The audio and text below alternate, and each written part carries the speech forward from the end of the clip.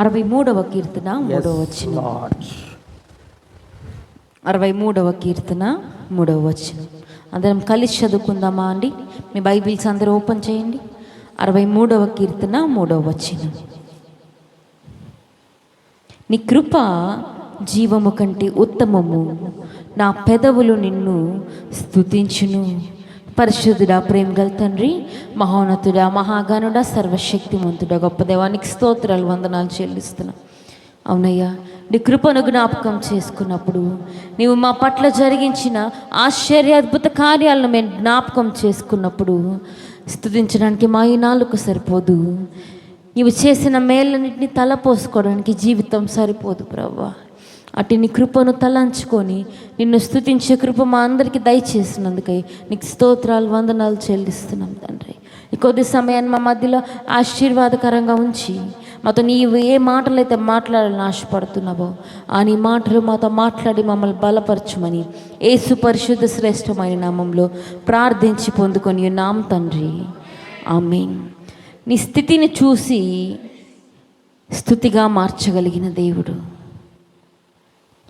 నీ స్థితి, నా స్థితి అధోగతి అనుకున్నవారు ఎంతోమంది, ఇంకా నా స్థితి ఇంతేనేమో, నా జీవితం ఇంతేనేమో, ఈ మురికిలోనే నేను బతకాలేమో, ఈ నాశనకరమైన కూపంలోనే నేను జీవించాలేమో, నా బతుకు ఇంకా పెంట కుప్పల మీదనేమో అని అనుకొని బతికేస్తున్న నా స్థితిని చూచి ఒక స్థుతిగా మార్చగలిగిన దేవుణ్ణి ఆరాధించడానికి మనం ఇక్కడ కూడి ఉన్నామండి. ఎస్తేరు రాణిగా చేయబడక ముందు ఆమె ఎటువంటి కుటుంబంలో ఉంది? ఒక పేదరికంలో ఉంది. తన పిన్న తండ్రి దగ్గర పెరుగుతూ వస్తుంది. దీన స్థితి, ఉన్నంతలోనే అడ్జస్ట్ అయ్యి బతికే స్థితి. దేవుడు ఆమె దీన స్థితిని చూచి ఏం చేశాడు? జ్ఞాపకం చేసుకున్నాడు. దేవుడు ఆమెను తీసుకెళ్ళి ఎక్కడ పెట్టాడండి? రాణి స్థానంలో పెట్టాడు. దేవుని చిత్తమై ఉన్నది కనుకే ఎస్తేర్ ఏమైంది? రానయింది. దేవుని చిత్తం లేకుండా, దేవుని ప్రణాళిక లేకుండా నీవు నేను ఇన్ని సంవత్సరాలు దేవుని సన్నిధిలో ఆహ్లాదకరంగా దేవుని బల్ల చుట్టూ ఒలివ మొక్కల వలె దేవుని సన్నిధిలో మనం ఎదుగుతూ వస్తూ ఉన్నామంటే దేవుని ప్రణాళిక నీ జీవితంలో ఉంది కనుకనే దేవుడు నిన్ను ఏం చేసుకున్నాడు? ఏర్పాటు చేసుకున్నాడు. ఎస్తేర్తో పాటు అక్కడ ఇంకా చాలామంది అందగత్తెలు ఉన్నారు, అందమైన కన్యకలు అనేకులు లైన్లో నిలబడి ఉన్నారు. రాజు నన్ను చూస్ చేసుకుంటారా అని అందరూ చాలా చక్కగా రెడీ అయ్యారండి. ఆ మేకప్ వేసుకొని, ఈ మేకప్ వేసుకొని. ఇప్పుడు మేకప్ అంటున్నాం కానీ ఒకప్పుడు సుగంధ ద్రవ్యాల చేత తమను తాము అలంకరించుకొని రాజు యొద్దకు వెళ్ళడానికి అందరూ సిద్ధపడ్డారు. అయితే హేగే అందరి దగ్గరికి వెళ్ళి నీకేం కావాలమ్మా అని చెప్పి వాళ్ళని అడిగి వారికి కావాల్సినవన్నీ వాళ్ళకి ఇచ్చి వాళ్ళని రెడీ చేస్తున్నారు. బాగుంది. ఎస్తేర్ దగ్గరకు వచ్చి హేగే ఇలా అడిగాడు, అమ్మా ఎస్తేర్, నీకు ఏమి నేను ఇవ్వాలి? నువ్వు అందంగా కనిపించాలని నువ్వు ఆశపడుతున్నావు కదా, వేటి నువ్వు ధరించుకోవాలని ఆశపడ్డావు అని అడిగినప్పుడు ఎస్తేర్ తన హేగేతో ఏమని తెలుసా? నీ ఇష్టం, నీవు నాకు ఏమైతే ఇస్తావో దానిని మాత్రమే నేను ధరించుకుంటాను, అంతకు మించి నాకు ఏమి వద్దు అని ఎస్తేర్ నిశ్చయించుకుంది. ఎస్తేర్కు మరొక అలంకరణ, కనపడని అలంకరణ ఒకటి ఉంది. ఏంటో తెలుసా? ప్రార్థనా జీవితం అనే అలంకరణ ఎస్తేర్ కలిగి ఉంది. అంతేకాదు కానీ విధేయత అనే అలంకరణ కూడా ఎస్తేర్ కలిగి ఉంది. ఆమె స్థితిని దేవుడు చూశాడు, ఆమె దీన స్థితిని దేవుడు చూశాడు, ఆమె విధేయతను దేవుడు చూచాడు, ఆమె కమిట్మెంట్ను దేవుడు చూచాడు. దేవుడు నిర్ణయించుకున్నాడు, ఈమె రాణి అయితే రాజ్యం అంతా బాగుంటుందని దేవునికి తెలుసు. హామాను ఒకానొక రోజు కుట్ర పండుతాడు. అటువంటి సమయంలో ఎస్తేర్ రాణిగా ఉంటే she can save her people. ఆమె జనాంగాన్ని ఆమె ఏం చేసుకోగలదు? కాపాడుకోగలదు, రక్షించగలదు. కాబట్టి దేవునికి ముందే తెలుసు, దేవుడు సమస్తమును ఎరిగిన వాడు కనుక ఎస్తేర్ను ఏర్పాటు చేసుకొని ఒక రాణిగా దేవుడు చేశాడు. నీవు అనుకుంటున్నావేమో నా దీన స్థితి ఎందుకు మారట్లేదు అని. దేవునికి నీలో కనపడాల్సిన అలంకరణలు కనబడట్లేదు. మనకు అలంకరణ అంటే బాహ్య సౌందర్యం మాత్రమే. బాహ్యంగా అందంగా కనబడితే సరిపోతుందిలే అని అనుకుంటున్నాం. మనుష్యులకు నువ్వు బయట అందంగా కనబడితే సరిపోతుందేమో, కానీ దేవునికి కావాల్సింది నీ హృదయం. నీ హృదయ అంతరంగం బాగుంటే నీ ముఖములోనే ఆ గ్లోనెస్ కనిపిస్తుంది. ప్రార్థన జీవితమే నీ ముఖానికి ఏమిస్తుంది? వెలుగునిస్తుంది, తేజస్సునిస్తుంది. ఎస్తేరు జీవితంలో దేవుడు అట్టి అలంకరణ చూచాడు, ఎస్తేరును ఆశీర్వదించాడు, ఆమె స్థితిని ఒక స్థుతిగా మార్చాడు. దావీదు జీవితంలో కూడా మనం చూస్తాం. దావీదు పెంట కుప్పల మీద జీవించిన వ్యక్తే. పొలాల్లో పెంట కుప్పల మీద గొర్రెలను కాయచ్చు, ఎండలో కష్టపడుతూ, ఎండలో వెళ్ళి గొర్రెలను కాయాలంటే అంత ఈజీ కాదు. అవునండి, ఆ ఎండలో నిలబడి చెమటలు కారుతూ ఉంటే ఎక్కడ తప్పిపోతుందో గొర్రెలను కాచుకొని ఉండుట చాలా కష్టం. దేవుడు అక్కడ కూడా ఏం చేశాడు? దావీదును చూశాడు. దావీదులో కూడా ఒక అలంకరణ కనబడుతుంది. స్తుతి అనే అలంకరణ మనకు కనబడుతుంది దావీదులో. అట్టి స్తుతిని ప్రభువు చూశాడు. దావీదు యొక్క తగ్గింపు స్వభావాన్ని దేవుడు చూచాడు. దావీదు యొక్క విధేయతను దేవుడు చూచాడు. సమూయేలు ప్రవక్త వచ్చి, నేను రాజుగా అభిషేకించవలసిన వారు నీ కుమారుల్లో ఉన్నారని యెషయిని అడిగినప్పుడు ఆయన బలార్జులైన కుమారులందరినీ తీసుకొని వస్తూ ఉన్నాడు. సమూయేలు కూడా అనుకుంటున్నాడు, ఇతనేనేమో సౌందర్యంగా ఉన్నాడు, అందంగా ఉన్నాడు, ఎత్తుగా ఉన్నాడు, ఇతనేనేమో ఈ రాజు అని అనుకున్నప్పుడు దేవుడు లోపల గద్దిస్తూ ఉన్నాడు. No, he's not the one, he's not the one, he's not the one అని అందరినీ రిజెక్ట్ చేసుకుంటూ వచ్చాడు. ఇంకెవరైనా నీ కుమారులు ఉన్నారా అంటే, ఆఖరి వాడు ఉన్నాడు, వాడు పొలంలో గొర్రెలు కాచుకుంటూ ఉన్నాడు అన్నప్పుడు వెళ్ళి త్వరగా వెళ్ళి తన అన్నలు ఏం చేశారు? తను పిలుచుకొని వచ్చారు. త్వరగా వెళ్ళి పిలుచుకొని వస్తే దావీదు ఎలా ఉంటాడని హ్యాండ్సమ్గా టిప్ టాప్గా టక్కేసుకొని ఉంటాడా? ఎండలో గొర్రెలు కాచుకొని చెమట మొహం వేసుకొని జిడ్డు మొహం వేసుకొని అలానే పరిగెత్తుకుంటూ వచ్చాడు. చెప్పండి తండ్రి, ఎందుకు నన్ను పిలిచారు అని. సమూయేలు ప్రవక్త చూశాడు దావీదుని. Yes, and then God said, he is the one I am choosing. నేను ఏర్పరచుకున్న వ్యక్తి ఇతడే. ఇదిగో ఈ నీ దీన స్థితిని నేను స్తుతిగా మార్చబోతున్నాను. అందుకే దావీదు అంటాడు కదా, ప్రభువా, నేను మరీ పేదరికంలో ఉంటే దొంగిలించి నీ నామాన్ని అవమానపరుస్తానేమో, నాకు మరీ ధనం ఎక్కువైపోతే నేను గర్వించి నీ నామానికి అవమానం తెస్తానేమో, ఏ నాటికి సరిపడా ఆ నాటికి నాకు దయచేయ ప్రభువా అని చెప్పి దేవుణ్ణి రాత్రింబగళ్ళు స్తుతించిన వ్యక్తి దావీదు అని మనం చూస్తాం. 63వ కీర్తనలోనే దావీదు ఇలా అంటున్నాడు, నీ కృప జీవము కంటే ఉత్తమము, నా పెదవులు నిన్ను స్తుతించును, నా మంచము మీద నిన్ను జ్ఞాపకం చేసుకొని రాత్రి జాములు యందు నిన్ను క్రొవ్వు మెదడు దొరికినట్లు నా ప్రాణం తృప్తి పొందుచున్నది. ఉత్సహించు పెదవులతో నా నోరు నిన్ను గూర్చి గానము చేయుచున్నది. కాగా నా జీవిత కాలమంతయు నేను ఇలాగు నిన్ను స్తుతించెదను, నీ నామమును బట్టి నా చేతులెత్తెదను. ఎంతకాలం స్తుతిస్తాడంట? ఆశీర్వాదం వచ్చిన ఆ 2 దినాలు మాత్రమే స్తుతిస్తానని దావీదు అన్నాడా? నా జీవితకాలం అంతయు చిరకాలం నేను యెహోవా సన్నిధిలో నివాసం చేస్తాను. నా జీవితకాలం అంతయు నేను ఎవరిని స్తుతిస్తాను? నా సహాయకుడైన, నా రక్షకుడైన, నా ఆశ్రయదుర్గమైన నా దేవుని మాత్రమే నేను స్తుతిస్తానని దావీదు తీర్మానం చేసుకున్నాడు.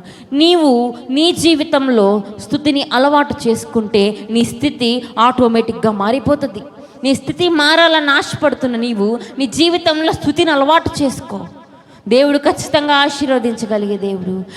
నేను పాతాళంలోనికి జారిపోతా ఉంటే చూసి సంతోషించే దేవుడు కాదమ్మా. అన్ని జనులు మన అభివృద్ధిని చూసి కుళ్ళుకుంటారేమో, మనం ఆశీర్వదింపబడడం చూసి కుళ్ళుకుంటారేమో, మన కుటుంబీకులు కూడా కొన్నిసార్లు మనల్ని చూసి అసూయపడతారేమో. కానీ ప్రభువు నీ శత్రువుల ఎదుట నీకు భోజనము సిద్ధపరిచి నీ తలను నూనెతో అంటిన దేవుడు. నిన్ను అభిషేకించాలని, నిన్ను ఆశీర్వదించాలని, నిన్ను 2 మేలుతో నింపాలని దేవుడు ఆశపడుతూ ఉంటే నీవు మౌనంగా కూర్చొని నా జీవితం ఇంతే, నా స్థితి ఇంతే, దేవుడు నేను ఎందుకు వచ్చాను దేవుని దగ్గరికి, నా జీవితం మారలేదు అని అనుకోవడం పక్కన పెట్టేసి, ప్రభువా, నష్టమైన కష్టమైన ఎటువంటి పరిస్థితి అయినా నేనున్న స్థితిలోనే నేనేం చేస్తాను? నేను స్తుతిస్తాను. యోసేపు కూడా మనకు తెలుసు, బానిసగానే వెళ్ళాడు ఐగుప్తు దేశానికి. అక్కడ కూడా నమ్మకంగా ఉన్నాడు. తనకు ఛాన్స్ వచ్చింది, పోతీఫరు భార్యతో పాపం చేయడానికి ఛాన్స్ వచ్చింది. ఇక్కడ పోతీఫర్ భార్య ఉందండి, ఇక్కడ యోసేపు ఉన్నాడు. టెంప్టేషన్ వచ్చింది. యోసేపు ఇలా పరిగెత్తాడా? ఎటుపక్క పరిగెట్టాడు? పోతీఫర్ భార్య సైడ్ పరిగెత్తారా? అక్కడ నుండి పారిపోయాడా? పాపము నుండి పారిపోయాడు. మనం అక్కడ చూస్తాం. యోసేపుకు అక్కడ ఛాన్స్ ఉంది, వెళ్ళి ఆమెతో పాపం చేయొచ్చు. ఇంటి మీద అంతా తనకి ఏముంది? అధికారం ఉంది. తన ఏ మాట అయితే చెప్తాడో ఆ మాట ఇంటి వారందరూ వింటారు. అయితే యోసేపు ఒకటే తీర్మానం చేసుకున్నాడు, నేను నమ్మిన నా దేవుడు, నేను ఆరాధిస్తున్న నా దేవుడు పరిశుద్ధుడు కనుక నేను పరిశుద్ధునిగా ఉండాలి అని చెప్పి తీర్మానం చేసుకున్నాడు. చెరసాలలో వేశారు, తనను బానిసగా చూశారు, తిట్టారు, నింద వేశారు, హింసించారు. అయినప్పటికీ కూడా సహించి ఓర్చుకొని దేవుని యందు నమ్మకత్వం కలిగి ఉన్నాడు.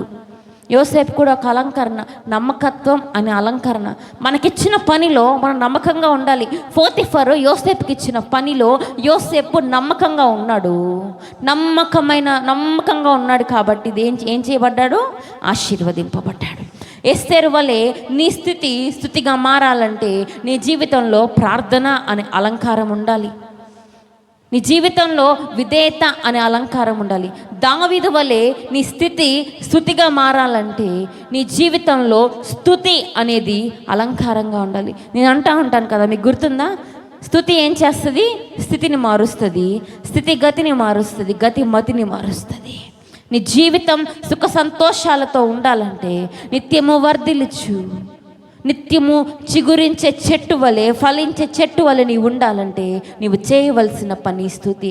యోసేపు జీవితంలో నీ జీవితం కూడా ఆశీర్వదింపబడాలి అంటే నమ్మకత్వం అనే అలంకారాన్ని ధరించుకున్నట్లయితే నీ ప్రతి అవమానమును, నీ ప్రతి సిగ్గును, నీ ప్రతి నష్టాన్ని, నీ ప్రతి నిందను, నీ ప్రతి బాధను, నీ ప్రతి కన్నీటిని తుడిచి, నీ కనులకు కన్నీరు రానియక, నీ ముఖంలో దుఃఖమే ఉండనియక, చిరునవ్వుతో నింపి నిన్ను నడిపించాలనుకున్న ఆ దేవుని వైపు ఒకసారి చూస్తావా?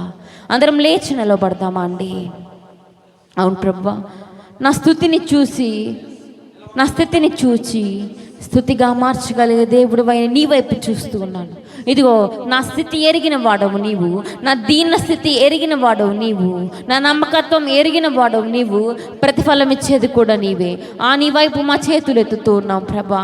దావీదు ఇలా అంటున్నాడు, నీ తట్టు నా చేతులెత్తి నేను స్తుతించదని అంటూ ఉన్నాడు. దేవుని తట్టు మన చేతులు ఎత్తుదామా? ఆకాశం వైపు మన చేతులు ఎత్తి దేవుని స్తుతిద్దామా? అవును ప్రభా, సంతృప్తి లేని నా జీవితంలో సమృద్ధి అయిన నీ కృపను దయచేసిన తండ్రి నీకు స్తోత్రాలు. యోగ్యత అర్హత లేని నన్ను ప్రేమించావు. అదిగో యోగ్యత అర్హత లేని ఎస్తేరును నువ్వు ఏ రీతిగా జ్ఞాపకం చేసుకున్నావా ప్రభా? నన్ను నువ్వు ఆ రీతిగా జ్ఞాపకం చేసుకోవా? ఓ పొలాల్లో గొర్రెల కాపరి అయిన దావీదును నువ్వు జ్ఞాపకం చేసుకున్నావు కదా ప్రభా. మంచి కాపరి అయిన నీవు నన్ను కూడా జ్ఞాపకం చేసుకోవా? నా స్థితిని చూడు ప్రభా, నా స్థితిని మార్చవా? నా ఈ పనికి మాలిన స్థితిని మార్చవా? నువ్వు ఇంకా పాపంలో ఉన్నావేమో, ఇంకా పాపం అనే కట్లతో నీవు జీవిస్తున్నావేమో ప్రభువా. ఈ నా పాపపు స్థితి నుండి నన్ను విడిపించు నాయన. నీ యందు పరవశులమై, నీతో అంటుగట్టబడిన వారమై నిత్యము నీ యందు ఆనందించే కృప, దావీదు వలె నీ యందు ఆనందించే కృప, యోసేపు వలె నీ యందు ఆనందించే కృప, ఎస్తేరు వలె నీ యందు ఆనందించే కృప మాకు దయచేయి ప్రభువా అని ప్రభుతో చెప్దామా? సంతృప్తి లేని నా జీవితములో సమృద్ధినిచ్చి ఘనపరచినావు. సంతృప్తి లేని నా జీవితములో సమృద్ధినిచ్చి ఘనపరచినావు. నా మురికి జీవితాన్ని ముత్యముగా మార్చి, నా మురికి జీవితాన్ని ముత్యముగా మార్చి, చిరునవ్వుతో నింపిన యేసయ్యా, చిరునవ్వుతో నింపిన యేసయ్యా. ఆరాధన ఆరాధన ఆరాధన నీకే, ఆరాధన ఆరాధన ఆరాధన నీకే, ఆరాధన ఆరాధన ఆరాధన నీకే, ఆరాధన ఆరాధన ఆరాధన నీకే. నా కనుల వెంబడి కన్నీరు రానీయక,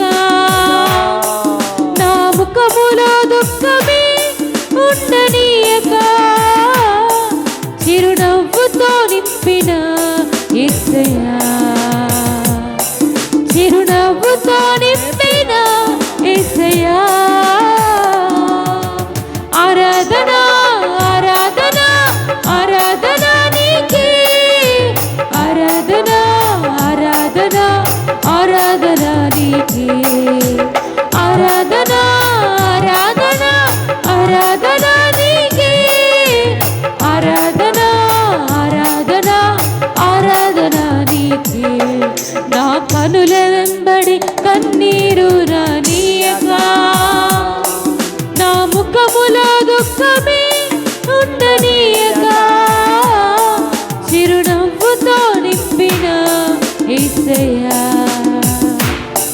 చిరునవ్వుతో నింపిన యేసయ్యా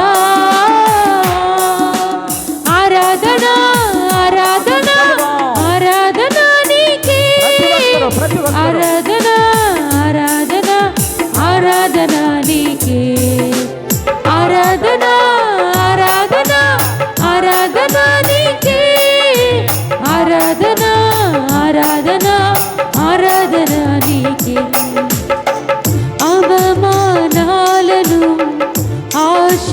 ఆశీర్వాదముగా నిందలన్నిటినీ దీవెనలుగా మార్చి అవమానాలను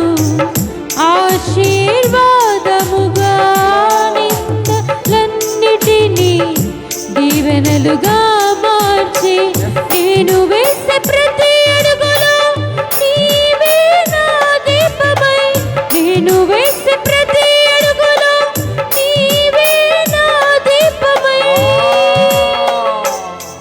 చిరునవ్వుతో నింపిన యేసయ్యా చిరునవ్వుతో నింపిన యేసయ్యా ఆరాధన ఆరాధన ఆరాధన నీకే ఆరాధన ఆరాధన ఆరాధన నీకే ఆరాధన ఆరాధన ఆరాధన నీకే ఆరాధన ఆరాధన ఆరాధన నీకే నా కనుల వెంబడి కన్నీరు రానీయక నా ముఖములో దుఃఖమే ఉండనీయక చిరునవ్వుతో నింపిన యేసయ్యా చిరునవ్వుతో నింపిన యేసయ్యా అందరూ చప్పట్లు కొడుతూ ఆరాధన ఆరాధన ఆరాధన నీకే ఆరాధన ఆరాధన ఆరాధన నీకే బిగ్గరగా ఆరాధన ఆరాధన ఆరాధన నీకే ఆరాధన ఆరాధన ఆరాధన నీకే ఆరాధన ఆరాధన ఆరాధన నీకే ఆరాధన ఆరాధన ఆరాధన నీకే ఆరాధన ఆరాధన ఆరాధన నీకే ఆరాధన ఆరాధన ఆరాధన నీకే ఆరాధన ఆరాధన ఆరాధన నీకే ఆరాధన ఆరాధన ఆరాధన నీకే నా కనుల వెంబడి కన్నీరు రానీయక నా ముఖములో దుఃఖమే ఉండనీయక చిరునవ్వుతో నింపిన యేసయ్యా చిరునవ్వుతో నింపిన యేసయ్యా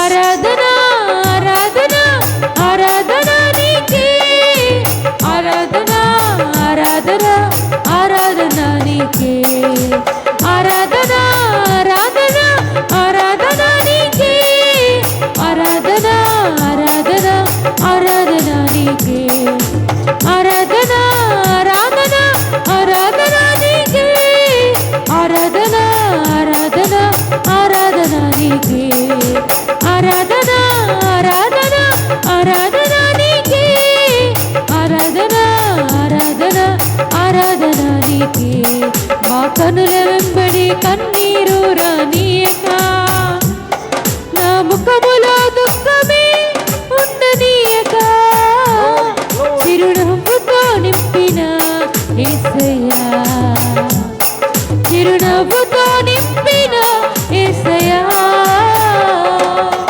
ఆరాధన ఆరాధన ఆరాధన నీకే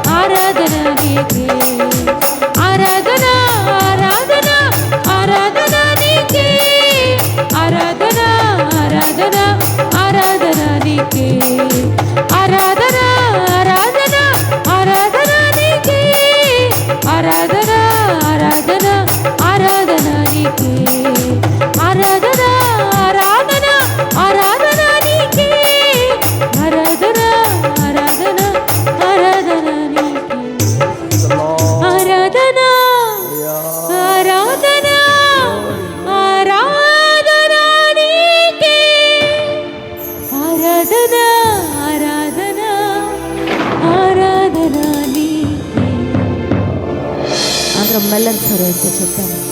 సంతృప్తి లేని నా జీవితములో సమృద్ధినిచ్చి ఘనపరచినావు.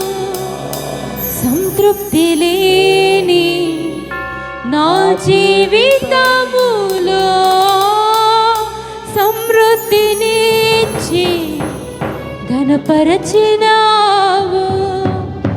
నా మురికి జీవితాన్ని ముత్యముగా మార్చి, నా మురికి జీవితాన్ని ముత్యముగా మార్చి, చిరునవ్వుతో నింపిన యేసయ్యా, చిరునవ్వుతో నింపిన యేసయ్యా.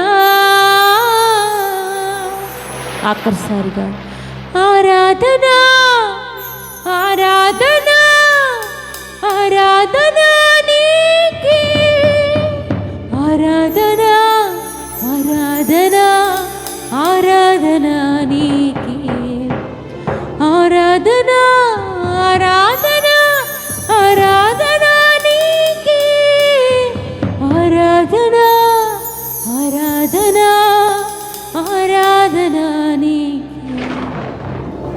స్తుతులకు కారణభూతుడమైన మా ప్రభువా, ఆరాధనకు యోగ్యుడా, అర్హుడా, మా ప్రియ పరలోకపు తండ్రి, నీకు స్తోత్రాలు వందనాలు చెల్లిస్తున్నాం ప్రభు. అవునయ్యా, యోగ్యత అర్హత ఎంత మాత్రము లేని వారమని ఒప్పుకుంటూ ఉన్నాం ప్రభు.